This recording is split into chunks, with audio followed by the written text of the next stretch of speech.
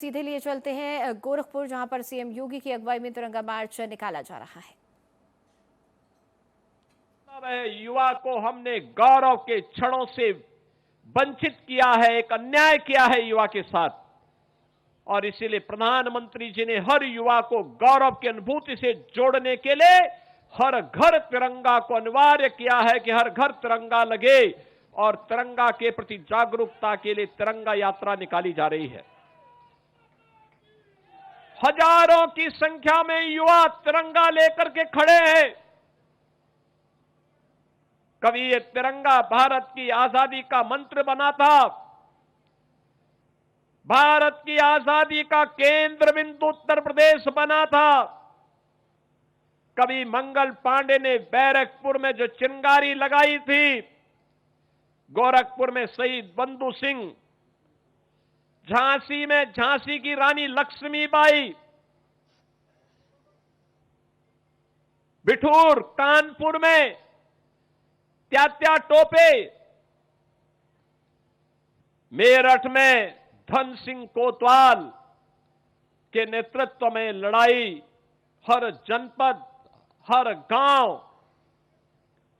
से निकल करके भारत की आजादी का मंत्र बनता हुआ दिखाई दिया था। यह आजादी अचानक नहीं मिली हमें, आजादी के लिए कीमत चुकानी पड़ी थी। 1922 में चोरी चोरा की ऐतिहासिक घटना घटित होती है। इस ऐतिहासिक घटना ने अंग्रेजों की चूलों को हिला करके रख दिया था। 1925 में लखनऊ के काकोरी में पंडित राम प्रसाद बिस्मिल, ठाकुर रोशन सिंह, अस्फाउल्लाह खां, चंद्रशेखर आजाद, सचिंद्रनाथ सान्याल, राजेंद्र नाथ लाड़ी, इन सभी क्रांतिकारियों ने मिलकर के भारत को लूट करके ब्रिटिश सर जो पैसा इंग्लैंड ले जाना चाहते थे, उस पैसे को वापस अपने कब्जे में लेकर के भारत की आजादी के लिए उसका इस्तेमाल हो, इसके लिए उन्होंने कार्य प्रारंभ किया था। एक train action, Kakori train action की घटना को अंजाम दिया था। बहनों और भाइयों, अंग्रेजों ने इसे डकैती कहा था।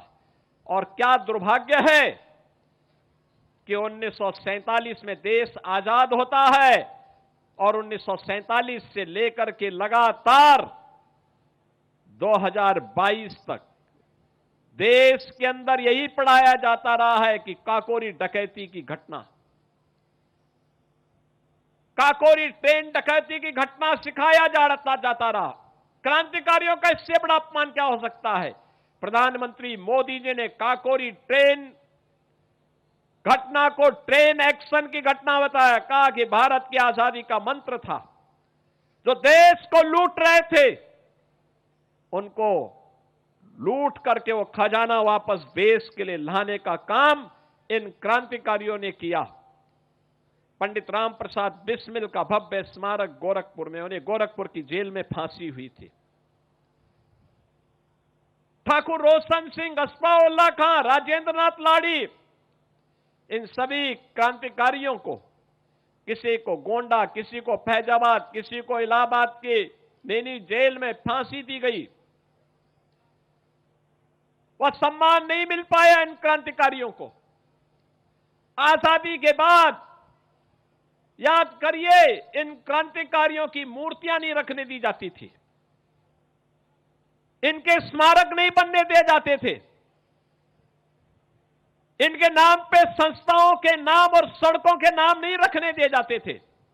एक ही परिवार के नाम, एक ही परिवार के नाम से सभी संस्थाओं का नाम होता था। एक ही परिवार के नाम पे सभी स्कीमें घोषित होती थी। आज इन क्रांतिकारियों को सम्मान दिया जा रहा है।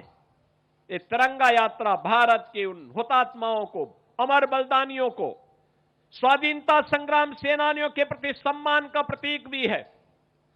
हर घर तिरंगा के माध्यम से हम सब भारत के प्रतीकों के प्रति सम्मान का भाव व्यक्त करें। इस विश्वास के साथ ये यात्रा आज हमारी यहां पर प्रारंभ हो रही है।